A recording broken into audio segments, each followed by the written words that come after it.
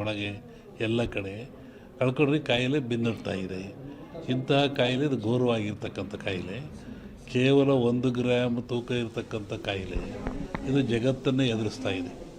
ಮನುಕುಲಕ್ಕೆ ಇದು ಮಾರಕವಾಗಿದೆ. ಇದು ಮುಂದೆ ಇನ್ನೂ ಹೆಚ್ಚಾದ ಲಕ್ಷಣಗಳು ಭಾಳ ಇದ್ದಾವೆ ಜಗತ್ತಿನಾದ್ಯಂತ. ನಾನು ಹಿಂದೆ ಒಂದು ಹೇಳಿದ್ದೆ, ಸಿರಿವಂತ ಮಗನುಟ್ಟಿ ಆಳುವನು ಮುನಿಪುರವ, ಯುದ್ಧವಿಲ್ಲದೆ ಮಡಿಯ ಪುರವಲ್ಲ ಕೂಳಾದೀತು. ಸಿರಿವಂತ ಮಗನುಟ್ಟಿ ಆಳುವನು ಮುನಿಪುರವ. ಮುನಿಪುರ ಅಂದರೆ ಅಮೇರಿಕಾ ದೇಶವನ್ನು ಸನ್ಯಾಸಿ ಊರು ಅಂತ ಕರೀತಾರೆ. ವಿಷ್ಣು ವಾಮಾವತಾರದಲ್ಲಿ ಅಲ್ಲಿ ಅವನು ಭೂಮಿ ತೊಳೆದಿದ್ದು, ಸಂಪದ್ಭರಿತ ರಾಜ, ಅದು ಸನ್ಯಾಸಿ ದಾನ ಕೊಟ್ಟದ್ದು, ಅದನ್ನು ಮುನಿಪುರ ಅಂದರು. ಆ ಮುನಿಪುರ ಒಬ್ಬ ಸಿರಿವಂತ ಹುಟ್ಟಿ ಆಳ್ತಾನೆ. ಡೊನಾಲ್ಡ್ ಯಾರ ಮನೆ ಹೋದ್ನಲ್ಲ, ವಿತೌಟ್ ಬ್ಯಾಟ್ರಿ ಜಗತ್ತು ಹಾಳಾಗಿ ಹೋಗ್ತದೆ ಅಂತ. ಹಾಗೆ ಅವನ ಕಡೆಯ ದಿನಗಳಲ್ಲಿ ಮಳೆಗಳು ಬೆಳೆಗಳು ನಾಶವಾಯಿತು, ಕುರುನು ಜಾಸ್ತಿ, ಇನ್ನೂ ಜಾಸ್ತಿ ಆಗ್ತಾಯಿದೆ. ಅಂಥ ಒಂದು ಕಾಲಜ್ಞಾನದ ಸೂಚನೆ ಅದು. ಆ ದೃಷ್ಟಿಯಿಂದ ನಮ್ಮ ಈ ನಾಡಿಗೆ ನಾವು ಬರೋದಾದರೆ ಇದು ಇನ್ನೂ ಜನವರಿ ಫೆಬ್ರವರಿಗೆ ಹೇಳಕ್ಕೆ ಬರೋದಿಲ್ಲ. ನಾನು ಮೊನ್ನೆ ಹೇಳಿದ್ದಲ್ಲಿ ನಿಮ್ಮ ಇದರಲ್ಲಿ ಕಾರ್ತೀಕ ಮತ್ತು ಆಶ್ವೀಜದಲ್ಲಿ ಹಳ್ಳಿಗಳಲ್ಲಿ ಹೆಚ್ಚಾಗ್ತದೆ ಕಾಯಿಲೆ, ಇದು ಹೆಚ್ಚಾಗ್ತಾ ಇದೆ.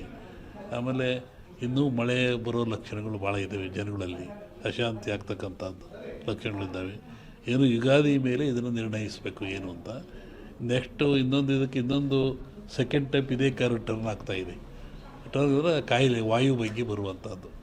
ಈ ಕೊರೋನಾ ವಾಯುವಿಂದ ಬರೋದಲ್ಲ, ವಾಯು ಮಾಧ್ಯಮ ಅಲ್ಲ ಇದಕ್ಕೆ. ಕೊರೋನಾ ತೂಕವಾಗಿರುತ್ತಿದ್ದು, ತೂಕವಾಗಿರೋದ್ರಿಂದ ಕೆಮ್ಮಿದರೆ, ಕೆಕ್ಕಿಸಿದರೆ, ಉಗಿದ್ರೆ ಕಫ ಬಂದು ಆ ಕಫ ನಮ್ಮಲ್ಲಿ ಬರ್ತದೆ, ವೈರಸ್ಸು ಅಂತ. ಈಗ ನೆಕ್ಸ್ಟ್ ಇದು ಇನ್ನೊಂದು ಸ್ಟೆಪ್ ಏನೋ ವಾಯು ಗಾಳಿಯಿಂದ ಬರುವಂಥದ್ದು, ಅದು ಬಂದು ಮಾನಸಿಕ ವಾಸ್ತೆ ತರುವಂಥ ಕಾಯಿಲೆ ಇದೆ. ಅದ್ರ ಬಗ್ಗೆ ಇನ್ನೂ ಒಂದು 2-3 ತಿಂಗಳು ಕಳೀಬೇಕು ಅದರಲ್ಲಿ. ಅದು ಒಟ್ಟು ಮನುಷ್ಯ ಎಚ್ಚರವಾಗಿದ್ದು ಆರೋಗ್ಯ ಕಾಪಾಡ್ಕೊಂಡು ಸ್ವಚ್ಛತೆಯನ್ನು ಕಾಪಾಡ್ಕೋಬೇಕು ಮನುಷ್ಯ. ನೈರ್ಮಲ್ಯವನ್ನು ಕಾಪಾಡ್ಕೋಬೇಕು, ಅದು ಭಾಳ ಮುಖ್ಯವಾದ್ದು. ನಾವೇನು ಹೇಳಕ್ಕೆ ಅದ್ರ ಬಗ್ಗೆ ಅದು ಹಾಗೇನಿಲ್ಲ. ಮೊನ್ನೆ ಗ್ರಹಣಗಳು ಎಲ್ಲ ಬಂತಲ್ಲ, ಇದು ಭಾರತ ಕಂಡ ಜಗತ್ತಿನಾದ್ಯಂತ ಇದ್ರ ಭವಿಷ್ಯ ಅಂದರೆ ರಾಜಕೀಯ ವಿಪ್ಲವ ಅಂತದೆ. ಅಮೇರಿಕಾದಲ್ಲಾಯಿತು, ಮತ್ತು ಎಲ್ಲ ಕಡೆ ರಟ್ಲಾಗ್ತಾ ಇದೆಯಲ್ಲ, ಹಾಗೆ ಇಂಡಿಯಾನೂ ಸೇರಿದಂತೆ ಜಗತ್ತಿನಾದ್ಯಂತ ರಾಜಕೀಯ ವಿಪ್ಲವ ಆಗ್ತದೆ, ಏರಿಳಿತ ಆಗ್ತದೆ ಅಂತ ಒಂದು ಮಾತಿದೆ. ಅದರಲ್ಲಿ ಯಾವುದೇ ಗ್ರಹಣಗಳು ಫಲದಿಂದ ಅದಿನ್ನೂ ಡಿಸೆಂಬರ್, ಇನ್ನೂ ಒಂದು ಜನವರಿ ಒಳಗೆ ಟೈಮ್ ಇದೆ ಅದಕ್ಕೆಲ್ಲ. ಒಬ್ಬರು ವಿಷಯ ನಾನು ಹೇಳಲ್ಲ, ಜಗತ್ತು ರಾಜಕೀಯ ವರ್ಗದ ಬಗ್ಗೆ ವಿಪ್ಲವ ಅಂತ ಹೇಳ್ತಾರೆ.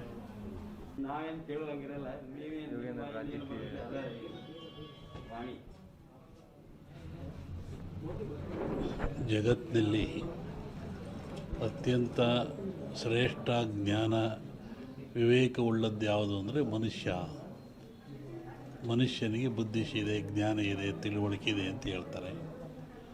ಅಂಥ ಮನುಷ್ಯ ಆಗಾಗ ಅಜ್ಞಾನಕ್ಕೊಳಪಟ್ಟರೆ, ಅವಿವೇಕಕ್ಕೊಳಪಟ್ಟರೆ, ತನ್ನ ಆಚಾರ ವಿಚಾರಗಳನ್ನು ಕಳ್ಕೊಂಡ್ರೆ ಅಂತಹ ಮನುಷ್ಯ ಎಚ್ಚರಿಕೆಗಾಗಿ ಜಗತ್ತಿನಲ್ಲಿ ಕಾಲದಿಂದ ಅನೇಕ ರೋಗಗಳು ಬರ್ತಾಯಿದ್ದಾವೆ, ಕಾಯಿಲೆಗಳು ಬರ್ತಾಯಿದ್ದಾವೆ.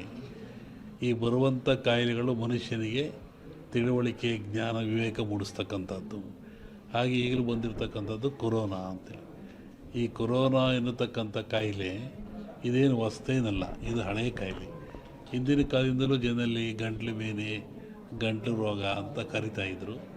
ಅದು ಬಂದದ್ದು 2 ದಿನಕ್ಕೆ ಸತ್ತೋಗ್ತಾಯಿದ್ದು ಮನುಷ್ಯ. ಶ್ವಾಸಕೋಶಕ್ಕೆ, ಗಂಟ್ಲಿಗೆ ಬರುವಂಥ ಕಾಯಿಲೆ. ಇದು ಯಾತ್ರಿಂದ ಬರುತ್ತೆ ಅಂತ ನಾವು ಸ್ವಲ್ಪ ಯೋಚನೆ ಮಾಡಿದರೆ, ಸ್ವಚ್ಛತೆಯನ್ನು ಮನುಷ್ಯ ಕಳ್ಕೊಳ್ತಾ ಇದ್ದಾನೆ. ಆರೋಗ್ಯ ಅಂದರೆ ಸ್ವಚ್ಛತೆ ಅಂತ. ಆ ಕಳ್ಕೊಳ್ಳೋದ್ರಿಂದ, ಸ್ವಚ್ಛತೆ ಶುದ್ಧ ಇದರಿಂದ ಮನೆಯಲ್ಲಿ, ಹೊರಗೆ, ಒಳಗೆ ಎಲ್ಲ ಕಡೆ ಕಳ್ಕೊಂಡ್ರೆ ಕಾಯಿಲೆ ಬೆನ್ನರ್ತಾ ಇದೆ. ಇಂತಹ ಕಾಯಿಲೆ ಇದು ಘೋರವಾಗಿರ್ತಕ್ಕಂಥ ಕಾಯಿಲೆ, ಕೇವಲ 1 ಗ್ರಾಮ್ ತೂಕ ಇರತಕ್ಕಂಥ ಕಾಯಿಲೆ ಇದು ಜಗತ್ತನ್ನೇ ಎದುರಿಸ್ತಾ ಇದೆ. ಮನುಕುಲಕ್ಕೆ ಇದು ಮಾರಕವಾಗಿದೆ. ಇದು ಮುಂದೆ ಇನ್ನೂ ಹೆಚ್ಚಾದ ಲಕ್ಷಣಗಳು ಭಾಳ ಇದ್ದಾವೆ ಜಗತ್ತಿನಾದ್ಯಂತ. ನಾನು ಹಿಂದೆ ಒಂದು ಹೇಳಿದ್ದೆ, ಸಿರಿವಂತ ಮಗನುಟ್ಟಿ ಆಳುವನು ಮುನಿಪುರವ, ಯುದ್ಧವಿಲ್ಲದೆ ಮಡಿಯ ಪುರವಲ್ಲ ಕೂಳಾದೀತು. ಸಿರಿವಂತ ಮಗನುಟ್ಟಿ ಆಳುವನು ಮುನಿಪುರವ. ಮುನಿಪುರ ಅಂದರೆ ಅಮೇರಿಕಾ ದೇಶವನ್ನು ಸನ್ಯಾಸಿ ಊರು ಅಂತ ಕರೀತಾರೆ.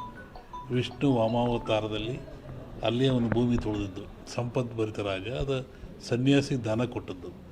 ಅದನ್ನು ಮುನಿಪುರ ಅಂದರು. ಆ ಮುನಿಪುರ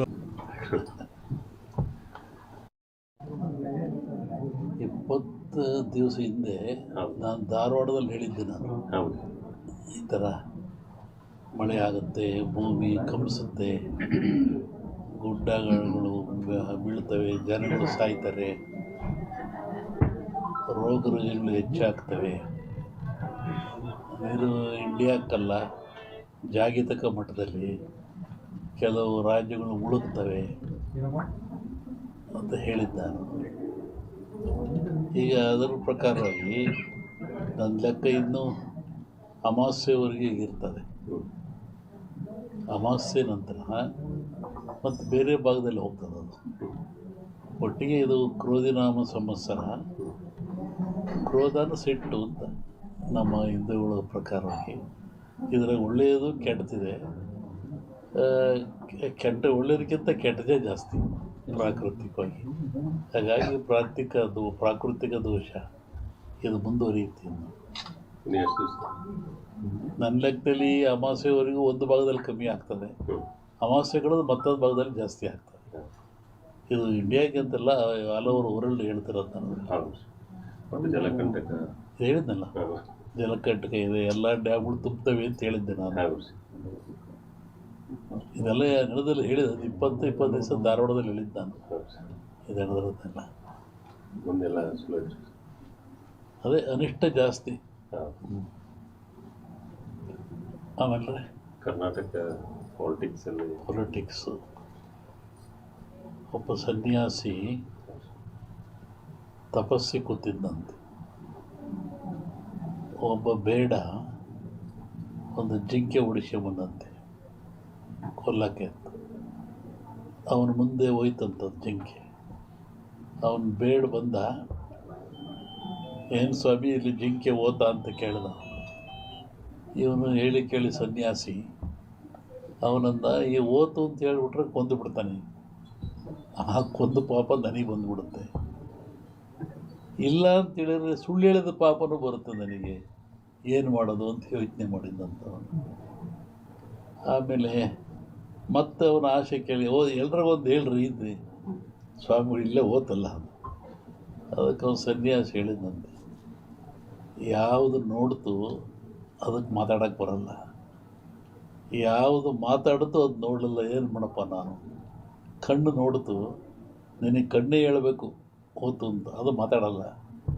ಆದರೆ ನ್ಯಾಲಿಗೆ ಮಾತಾಡುತ್ತೆ, ಅದು ನೋಡಲಿಲ್ಲ, ನಾನೇನು ಮಾಡೋಣ ಅಂತ. ಹಂಗೆ ಈ ರಾಜಕಾರಣ ಹೇಳ್ಬೇಕಾದ್ರೆ ನಾವು ಹುಷಾರಾಗಿ ಹೇಳ್ಬೇಕು ಇದರಲ್ಲಿ.